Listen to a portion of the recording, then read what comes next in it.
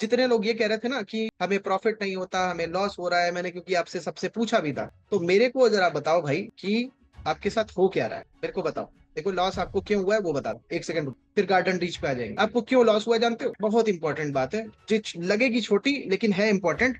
कहानी ये है कि आप सबको, अगर मैं बोलूं तो आप सबको पहले तो टिप्स एंड कॉल में फंसाया गया। मैं सही कह रहा हूँ गलत कह रहा हूँ? अच्छा कितने लोग हैं आप में से अभी भी टिप्स एंड कॉल्स के बेसिस पे काम करते हैं? कितने लोग हैं आप में से जो अभी भी टिप्स एंड कॉल्स के चक्कर में फंसे हुए हैं, उसी के बेसिस पे काम करते हैं? कितने लोग हैं या पास्ट में किया है?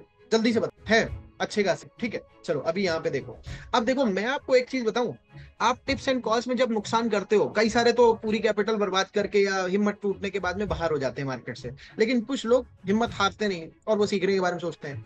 यहाँ पे सबसे बड़ा और नया प्रॉब्लम आता है, मैं बताता हूँ क्या आता है। फिर वो क्या करते हैं ना, वो टेक्निकल एनालिसिस में सीखने के दिया जाते हैं। अब देखना मैं इसकी बुराई नहीं कर रहा हूँ, लेकिन समझने की बात है। उस टेक्निकल एनालिसिस में बहुत सारे अच्छे एस्पेक्ट्स हैं, लेकिन टेक्निकल एनालिसिस आपके लिए घातक कहाँ पे बना जा रहा है वो बताता हूँ। देखो आप क्या करोगे, टेक्निकल एनालिसिस को यूज करोगे, आप सोचोगे इससे पैसा बना लूं, क्योंकि सीखना बहुत इंपॉर्टेंट है। यही मैं भी कहता हूँ, हाँ सीखना बहुत इंपॉर्टेंट है, लेकिन सीखना क्या इंपॉर्टेंट है, क्या ये सोचा हमने? ये सोचने की जरूरत है और ये जान लेने की, मतलब बिल्कुल पकड़ लेने की जरूरत है। अब एग्जांपल समझो, आप में से कितने लोग हैं जो मूविंग एवरेज को फॉलो करते हैं? जल्दी से बताओ मेरे को।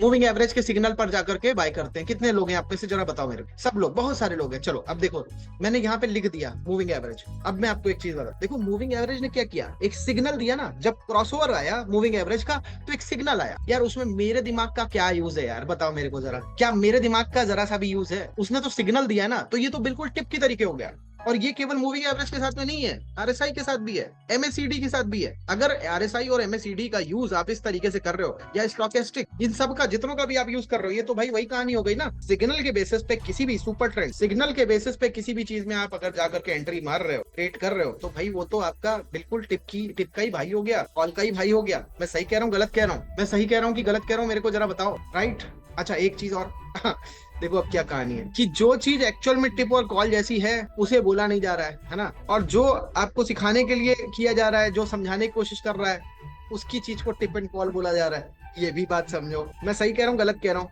क्या? अब देखो जहां पे सिग्नल ये सब चीजें दे रही, बाय का या सेल का, बाय का या सेल का, यार पहला तो आधे से ज्यादा ट्रेंड तो वहां पे वैसे ही एग्जॉस्ट हो चुका होता है। फिर आपको गलत सिग्नल मिलते हैं, कई बार मिलते हैं, उसमें आपकी एंट्री एग्जिट करने में पैसे बर्बाद होते हैं। तो अल्टीमेटली आप बताओ ना मेरे को, क्या इसमें और इसमें फर्क है? बताओ पहले मेरे को। तो ले दे करके आप टेक्निकल एनालिसिस में भी इंडिकेटर्स की जब बात करते हो, तो भाई आप वहीं तो चले गए फंसने के लिए। मैं सही कह रहा हूँ गलत कह रहा हूँ? और मैं आपको बता रहा हूँ, ये मुसीबत मेरे पीछे, ये जो वीडियो मेरे ऊपर बनाया गया, ये तभी से बनाया गया जब से मैंने इसके ऊपर बहुत ज्यादा अंदर डीप रिसर्च कर दी। तो एक्चुअल में इंडिकेटर्स, मूविंग एवरेज और ये सब, एक्चुअल में ये सब भाई भाई हैं, और यही सब आपको एक तरीके से वही टिप और कॉल वाली कहानी है। तो सीखे क्या आप? मेरे को बस ये बता दो भैया, जितने लोग मार्केट में अभी तक हो, नुकसान कर रहे हो चाहे फायदा कर रहे हो, मेरे को ये बता दो आपने मार्केट में सीखा क्या था। देखो आज अभी मैंने कुछ बहुत बढ़िया सिखा दिया आपको, इससे पहले की बात कर रहा हूँ, इससे पहले सीखे क्या थे जिसकी वजह से नुकसान हो रहा था, बताओ मेरे को। और मैं सही कह रहा हूँ कि नहीं? अब प्रॉब्लम जानते हो क्या है, कि सही को गलत बोला जाएगा और गलत को सही बोला जाएगा। ये भी बड़ी समस्या है। आप लोग देखो रियलाइज कर रहे हो, थोड़े दिन बाद भूल जाओगे फिर से। ये निफ्टी का चार्ट है, पहले से मार्क्ड है, ठीक है। जानते हो क्या है, आप में से बहुत सारे लोग ऐसे हैं जिनके पास में, जिनके घर में बच्चे, ठीक है, और आप उनकी फीस में बहुत सारे कमिटमेंट्स में फंस जाते हो। कब फंस जाते हो बताओ जरा?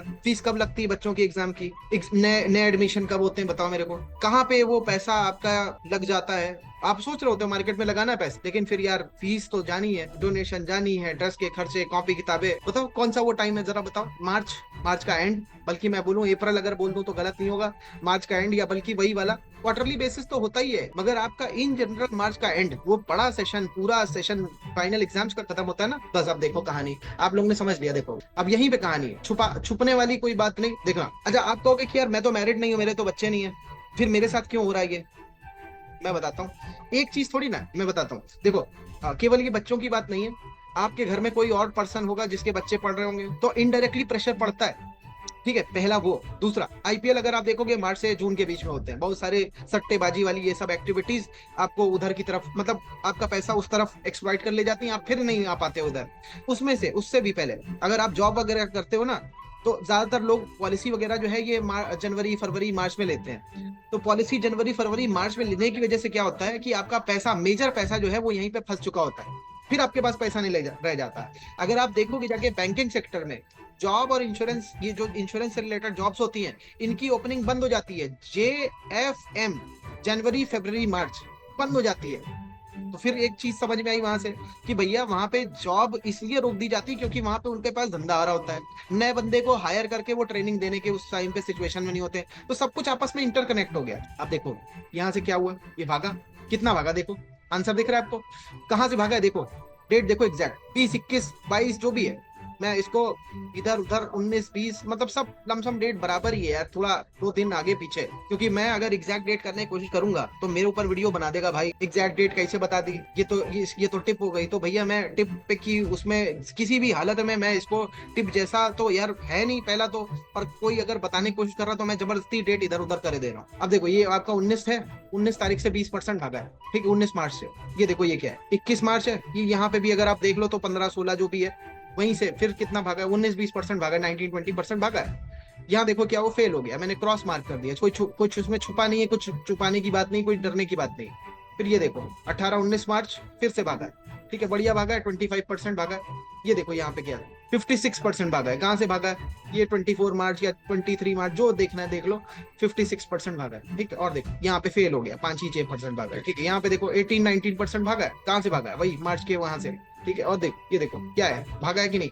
अब देखो मार्च के वही 2020 के आसपास से 12% भागा है। फिर देखो ये 18-20 मार्च से 19% भागा। अब ये लगातार अगर हो रहा है निफ्टी में, ये तो चलो उतना नहीं भागा और बल्कि मैंने गलत मार्किंग भी कर दी, और ये उस तरीके से नहीं भागा, 5-6% जो भी है फेल हो गया, ठीक है। अब मेरा पॉइंट यहाँ पे इतना सा है कि भैया आपको कुछ मैंने बेटर चीज दिखाई कि नहीं, निफ्टी में दिखा दी। अब यार इससे बड़ा क्या लोगे यार। ये देखो अब देखो अगले 5-6 महीने तक, ये सितंबर में टॉप बना रहा है, ये अगस्त में टॉप बना दे रहा है, ये सितंबर में टॉप बना रहा है, नहीं अगस्त में एंड में टॉप बना, ठीक है। ये तो फेल ही हो गया। ये देखो कहाँ पे सितंबर में टॉप बना रहा है, ठीक है। ये देखो टॉप कहाँ बना रहा है, वैसे आगे और बना रहा है बट मैंने सितंबर में ही रोक दिया इसको, यहाँ भी मैंने सितंबर में रोक दिया। ये देखो ये भी टॉप सितंबर में।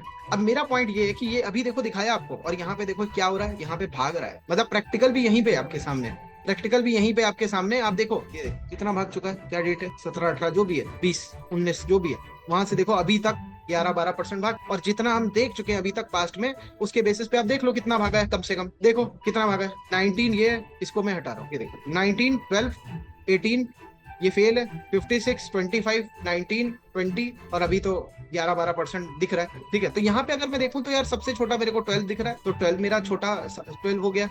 ये मेरा सबसे छोटा मिनिमम एक्सपेक्टेशन हो सकता है कि नहीं, बताओ मेरे को जल्दी से बताओ, क्या ये आपके काम की चीज है कि नहीं, क्या ये खतरनाक चीज है कि नहीं, ये वो चीज है कि नहीं जिससे आपको महरूम रखा गया। और आज जब मैं सिखा रहा हूँ तो इसको टिप बताया जा रहा है। भैया सच बात बताऊं, जीसीडी मेथड कुछ कहीं कुछ नहीं है यार, मैंने आपको ऐसे ही सिखा डाला यहाँ पे। अब मैं पैसे किस चीज के चार्ज कर रहा हूँ जिसके लिए मेरे ऊपर उंगली उठाई जा रही है, मैं सपोर्ट देता हूँ यार, मेरी सपोर्ट की टीम है, मेरी सपोर्ट की कम्युनिटी है, स्कैनर्स हैं, वीडियो देखोगे कितने कितने सारे लेसन के वीडियोस हैं, देखोगे मतलब परेशान हो जाओगे, इतना इतना कुछ है। ये देखो मतलब इतना लंबा इसका लिस्ट है ना, ये देखो इतना कुछ है यार।